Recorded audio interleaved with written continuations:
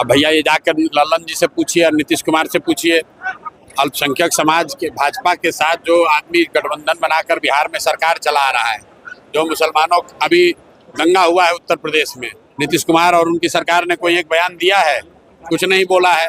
वक्फ board पर अभी सरकार कानून ला रही है, उस पर नीतीश कुमार और उनकी पार्टी का क्या रुख है, उनको बताना चाहिए। आप देख रहे हैं न्यूज़ फॉर नेशन और मैं स्वाति पांडे आपके साथ। बिहार में अब नए मिशन पर लग गए हैं जनसुराज पार्टी के अध्यक्ष और संस्थापक प्रशांत किशोर जहां एक तरफ बिहार के 4 विधानसभा सीटों पर हुए उपचुनाव में अपने प्रत्याशियों को उतारते हैं और इनके प्रत्याशी दोनों यानी इंडिया गठबंधन और एनडीए गठबंधन के उम्मीदवारों को ठीक ठाक टक्कर भी दे देते हैं। अब इसके बाद 2025 के बिहार विधानसभा चुनाव की तैयारी में प्रशांत किशोर आज से जुट चुके हैं और इस नए मिशन के तहत प्रशांत किशोर अब मुस्लिम वोट बैंक को साधने की कोशिश कर रहे हैं। इसी कोशिश में उन्होंने ललन सिंह पर भी हमला बोला, नीतीश कुमार पर भी हमला बोला।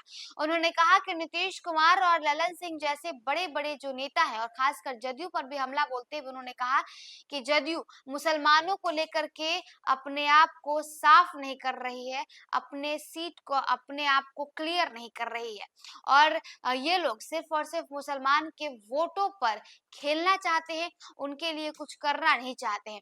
ललन सिंह के द्वारा दी गई बयान पर भी प्रशांत किशोर ने हमला बोला। साथ ही साथ उन्होंने वक्फ बोर्ड कानून बिल पर भी बड़ा बयान दे डाला है। विधान परिषद चुनाव प्रचार के दौरान प्रशांत किशोर ने नीतीश कुमार और ललन सिंह पर जमकर निशाना साधा है।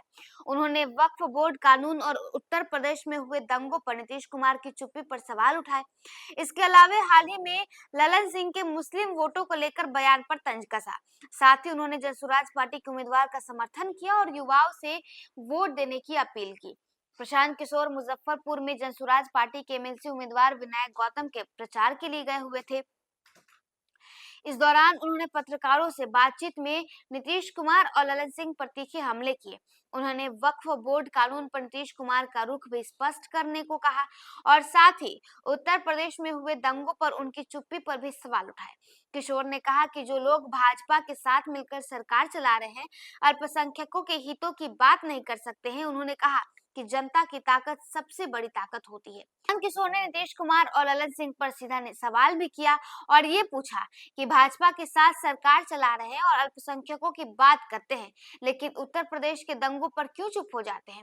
उन्होंने ललन सिंह और नीतीश कुमार से ये भी पूछा कि जो भाजपा के साथ गठबंधन पर बिहार में सरकार चला रहे हैं और अल्पसंख्यकों की बात करते हैं, उन्होंने उत्तर प्रदेश में हुए दंगों पर अब तक कोई बयान क्यों नहीं दी। साथ ही साथ प्रशांत किशोर ने वक्फ बोर्ड कानून पर भी नीतीश कुमार की चुप्पी पर सवाल उठाए हैं। तो देखिए, बीते दिनों मुजफ्फरपुर पहुंचे हुए थे प्रशांत किशोर, जहां उन्होंने एमएलसी उपचुनाव पर के दौरान जो है प्रचार किया। अपने उम्मीदवार के लिए उन्होंने वोटों की अपील की और साथ ही साथ नीतीश कुमार पर और ललन सिंह पर बड़ा सवाल उठाया। उन्होंने ये कहा कि आप मुसलमानों के प्रति अपना रुख स्पष्ट करिए कि आप उनके साथ हैं या नहीं। अगर हैं तो वक्फ बोर्ड कानून बिल पर अपना स्टैंड क्लियर करिए। क्या कुछ प्रशांत किशोर कह रहे हैं मुजफ्फरपुर से, उनकी बातों को भैया ये जाकर ललन जी से पूछिए और नीतीश कुमार से पूछिए, अल्पसंख्यक समाज के भाजपा के साथ जो आदमी गठबंधन बनाकर बिहार में सरकार चला रहा है, जो मुसलमानों अभी दंगा हुआ है उत्तर प्रदेश में, नीतीश कुमार और उनकी सरकार ने कोई एक बयान दिया है? कुछ नहीं बोला है। वक्फ बोर्ड पर अभी सरकार कानून ला रही है, उस पर नीतीश कुमार और उनकी पार्टी का क्या रुख है, उनको बताना चाहिए।